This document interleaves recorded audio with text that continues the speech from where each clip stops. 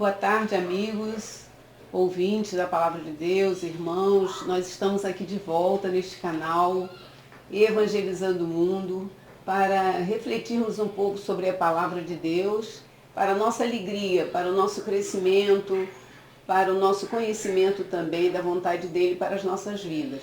Se ao final você gostar dessa reflexão, deixe o seu like. Nós hoje vamos falar sobre beleza. Qual o propósito de sermos belos? Todos gostaríamos de ser belos, todos nos achamos de uma certa forma belos, né?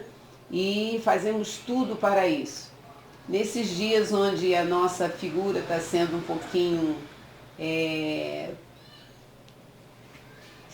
não mostramos tanto, né? Estamos usando máscaras e isso para proteger-nos, acautelar-nos da expansão, de sermos acometidos pela doença aí nessa pandemia, e isso faz a gente refletir um pouco na beleza.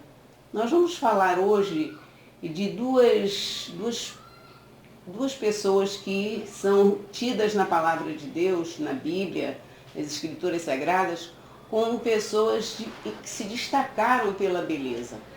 A primeira foi Raquel. Raquel, ela era a filha mais nova de Labão e o futuro marido dela era sobrinho de Labão, era Jacó.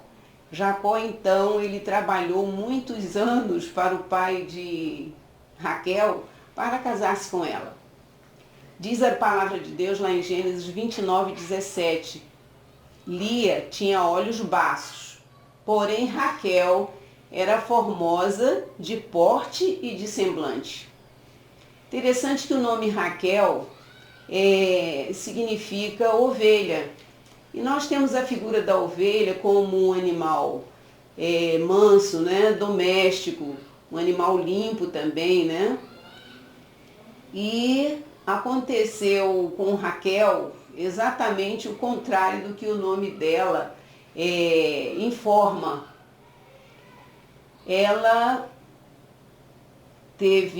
escondeu os ídolos do seu pai na carga de um animal em que ela estava montada, e isso gerou uma discussão entre o pai dela e Jacó, que ele estava saindo das posses da área de Labão, estava retornando para a sua terra, e aí houve uma discórdia entre eles dois por causa da postura de Raquel.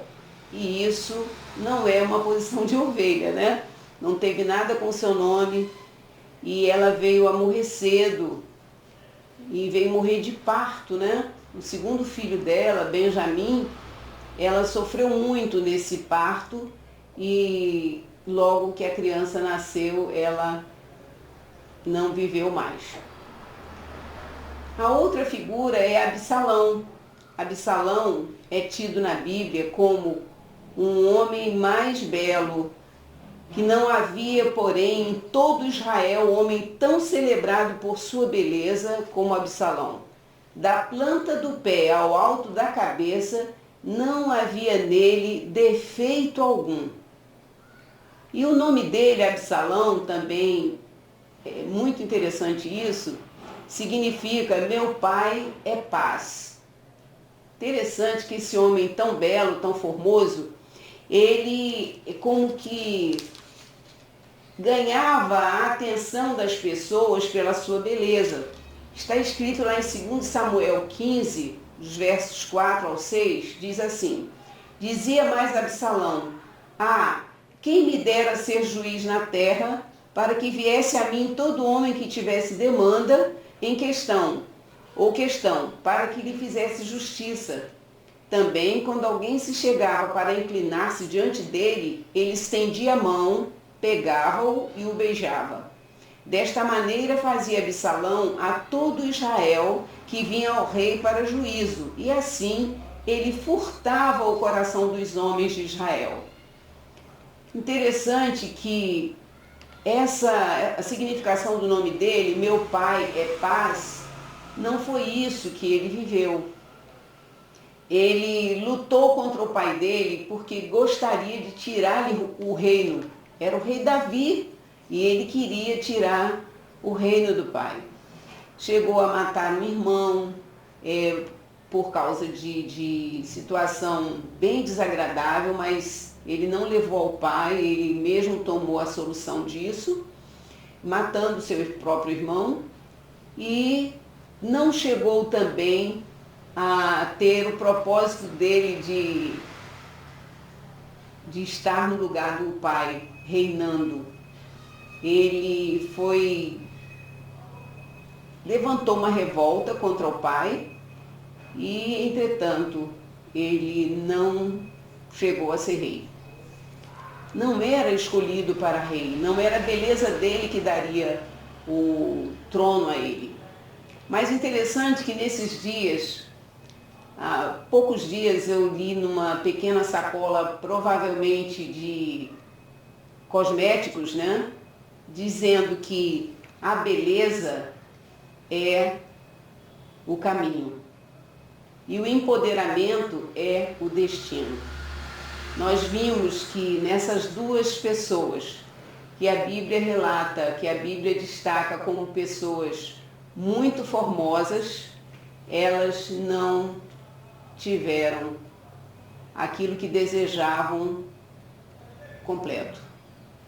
Foi muito rápido desfrutar dessa beleza. Era uma beleza apenas externa, era diferente daquilo que estava dentro delas. Então a beleza externa, nós perguntamos, qual o propósito? A nossa beleza é a externa ou é interna? Precisamos pensar nisso, não é? É um momento para pensarmos nisso. Mas também o profeta Isaías trouxe um semblante de um outro homem, e nós vamos ter oportunidade de tomar conhecimento agora,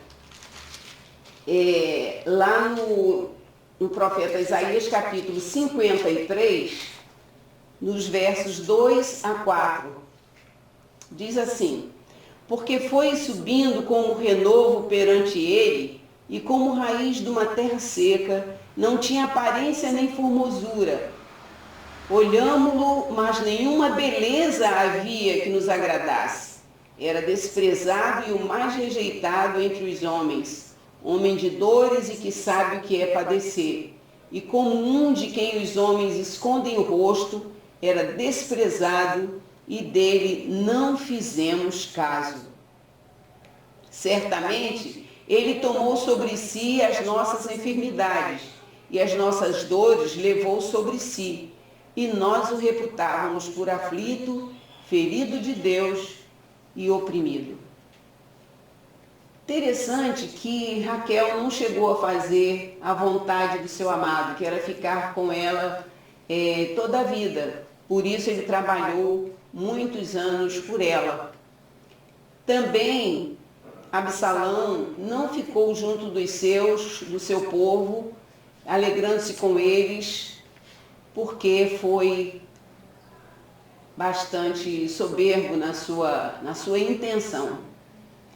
Mas e esse, de quem Isaías está falando, que era um homem em que ninguém via beleza? Isaías estava profetizando sobre Jesus. Agora, que beleza não víamos, né? Aqui ele está falando de que nenhuma beleza havia que nos agradasse. Olha a tendência dos nossos olhos, nos agradarmos sempre daquilo que reputamos como formoso, como aquilo que traz alegria. Mas acho interessante também uma frase que ouvi a respeito do nosso nascimento. E essa frase, ela tem a autoria de Caio Bruno Dias. É interessante porque diz: a única cicatriz com boas lembranças é o umbigo.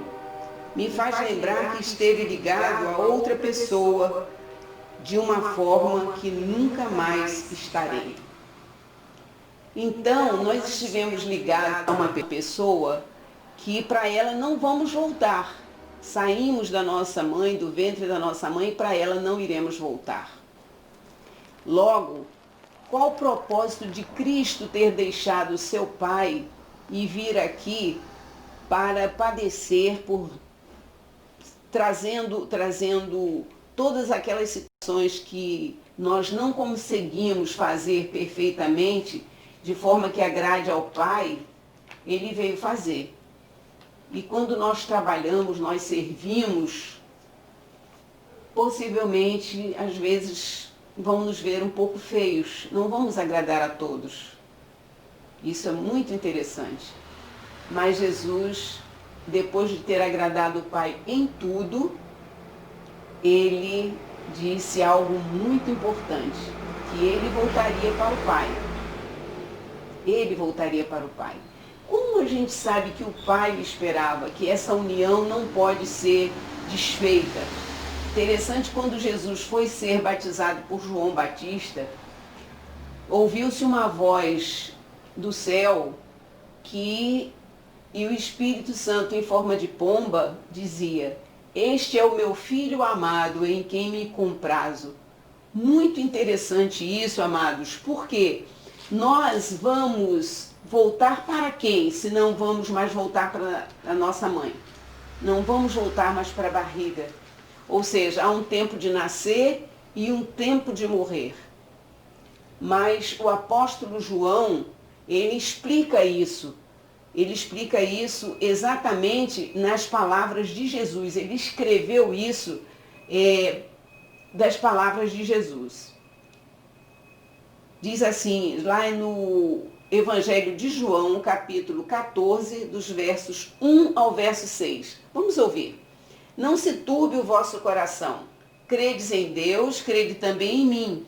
Na casa de meu pai há muitas moradas. Se assim não fora, eu vou-lhe teria dito, pois vou preparar-vos lugar. E quando eu for e vos preparar lugar, voltarei e vos receberei para mim mesmo, para que onde eu estou, estejais vós também. E vós sabeis o caminho para onde eu vou." Então, ele mesmo disse que é o caminho, ele é a verdade e ele é a vida. Amados, eu desejo que nós vivamos de tal forma já hoje, para falarmos como o salmista, que disse o seguinte, lá no Salmo 27, verso 4, ele disse o seguinte: "Uma coisa peço ao Senhor e a buscarei, que eu possa morar na casa do Senhor todos os dias da minha vida, para contemplar a beleza do Senhor e meditar no seu santo templo." O que você está tirando da sua vida, entre a sua vida e o seu final, né? Entre o seu nascimento e o seu final, o que você tem feito de alegria que possa ser duradoura e não interrompida? Uma alegria na sua beleza, uma alegria no servir a Deus de todo o seu coração, de ter prazer naquilo que Ele deixou para você. Essa palavra é um presente para nós. Essa palavra escrita, as escrituras sagradas, são um presente para nós. E nós ainda temos um outro meio de conhecermos e estarmos agradando a esse Deus. É falando com Ele, Ele nos ouve. Por quê?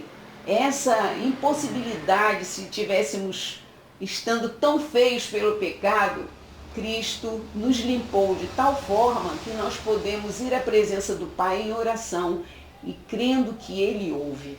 Amados, isso é muito importante.